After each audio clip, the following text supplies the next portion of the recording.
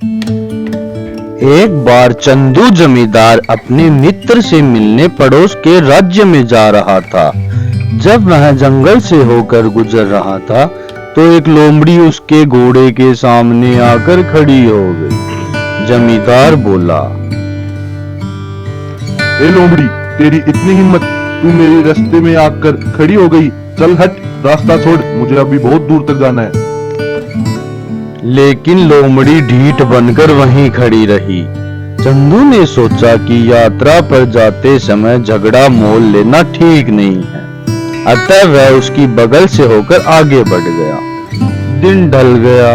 चंदू ने पास ही के नगर में बनिए के पास पहुंचा और रात भर के लिए आश्रय मांगा। उसने अपना घोड़ा बाहर खूंटे के बांध दिया और अंदर जाकर सो गया। अगले दिन सुबह बनिए ने चंदू जमींदार को जगाकर कहा, देखिए, मेरे खूंटे ने एक घोड़े को पैदा किया है। इस पर जमींदार बोला, नहीं, यह घोड़ा तो मेरा है, मैंने ही इसे रात को यहाँ बांधा था। बनिया बोला, तुम घोड़ा कब लाए थे?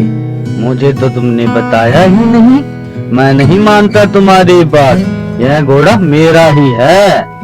दोनों में झगड़ा बढ़ गया तो वे न्याय के लिए पंचायत में पहुंचे। बनिया पड़ोस के 2-4 लोग गवाह के रूप में साथ ले गया, जबकि जमींदार का उस गांव में कोई गवाह नहीं था। सरपंच ने फैसला सुनाने से पहले जमींदार से पूछा, क्या तुम्हारा भी कोई गवाह है जिसने तुम्हें घोड़े के साथ देखा? तब जमींदार को उस लोमड़ी की याद आई जो रास्ते में मिली थी। उसने सरपंच से आज्ञा लेकर लोमड़ी के पास पहुंचा और सारी कहानी बताई। लोमड़ी ने सारी बात सुनकर कहा, अच्छा, मैं कल आऊंगी गवाही देने तुम्हारे लिए। अगले दिन लोमड़ी सरपंच के पास पंचायत में पहुंची। तब सरपंच ने कहा, तुम्हारे पास क्या सबूत है कि यह घोड़ा चंदू जमींदार का है? तब लोमड़ी बोली, जनाब, सबूत तो मेरे पास था, लेकिन जंगल के पास ही बहने वाली नदी में आग लगने के कारण जलकर खाक हो गया।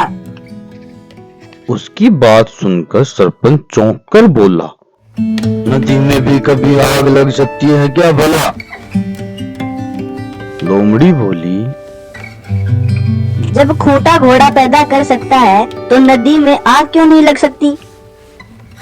लोमड़ी का तर्क सरपंच के समझ में आ गया। उसने घोड़ा जमींदार को दे दिया और बनिए को दंडित किया। इस कहानी से हमें यह शिक्षा मिलती है कि चतुराई का जवाब चतुराई से ही दिया जा सकता है।